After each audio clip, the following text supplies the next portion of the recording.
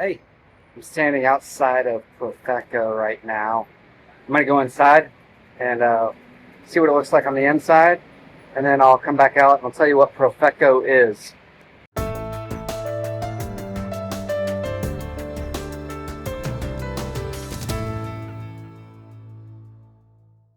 Okay, so there wasn't much to our local Profeco office, and I'll be honest, it's not the most exciting topic to discuss.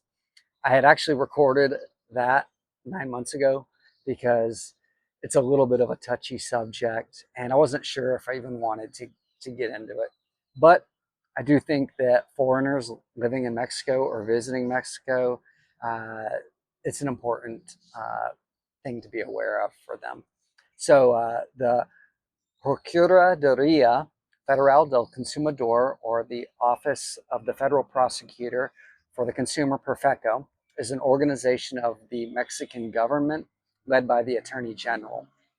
Their objective is to protect consumers against abuses or fraud by companies operating in Mexico, to provide information to help consumers make good decisions when they need to buy products, to inform the community about their rights and obligations as consumers, and to create and put in practice new methods to provide prompt attention for consumer complaints.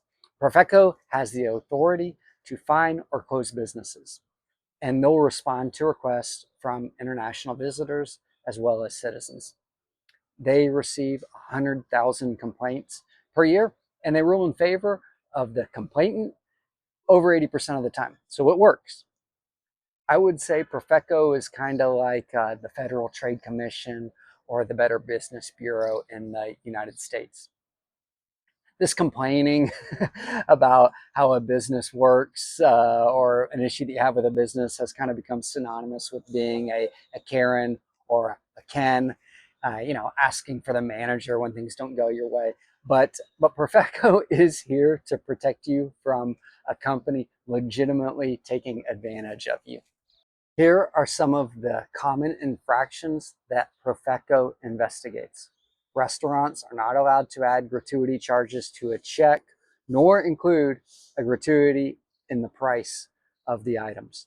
All stores and restaurants must list prices publicly and stick to them. Prices need to be in Mexican pesos. The prices also need to include any charges for taxes, commissions, interest, or insurance. The prices that are posted need to be honored and can't be changed at the register or the point of purchase. Discrimination based on nationality, gender, race, disability is illegal everywhere. So a couple things about these infractions. Anyone who spent any amount of time here has probably had an instance where a gratuity was added to the bill. And definitely the price listed is not 100% always honored. I guess it's up to you to decide whether to go to Profeco with the complaint or just not patronize that business again.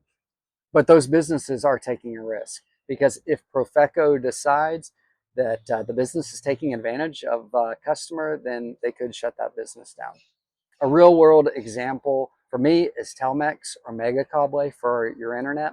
In the US, the internet company we used, I'm not going to name them, but massive company, very well known for their poor service and really high prices. Telmex and Megacable are more affordable than the up above, but on the service side, they're aspiring to be just as awful. If your service goes out, you can turn into a crazy person trying to get in touch with these guys to get it fixed.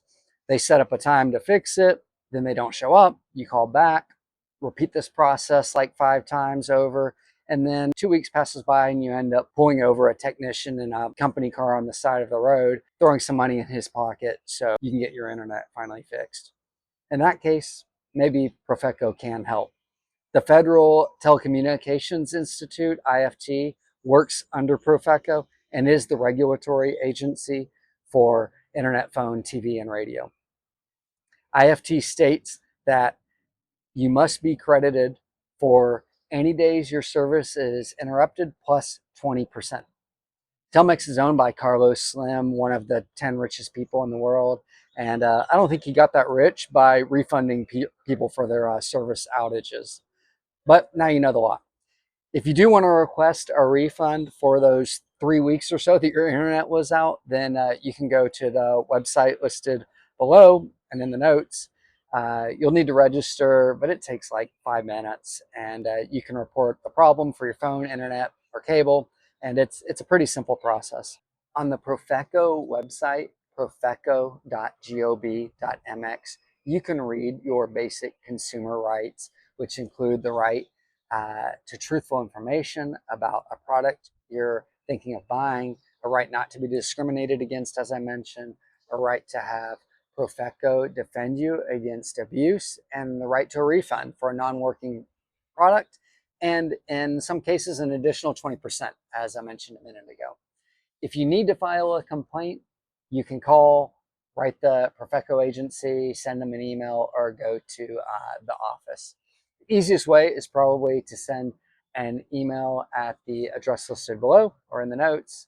You'll need to include the name of the company, their address, and a detailed description of the events that led to the complaint.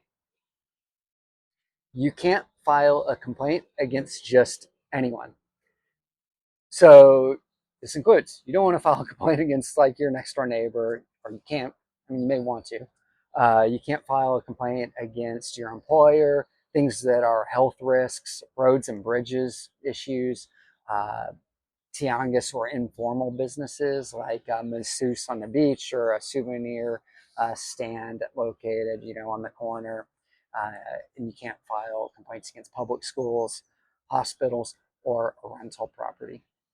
After you do file a complaint against a legitimate business, then Profeco's gonna carry out a verification visit to that business, and they'll take appropriate measures, which could include financial sanctions. The most common violators are airlines, telecommunications companies and utilities, hotels and timeshares, auto repair shops, supermarkets and gas stations, and big box retailers. Most businesses take Profeco fairly seriously, as they do have a lot of power.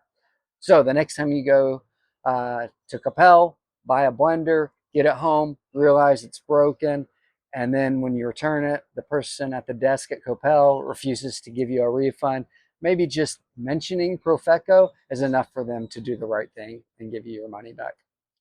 But let me know if I missed something here, uh, or if I'm just being a Ken even talking about this. All right, thanks for watching. Take care.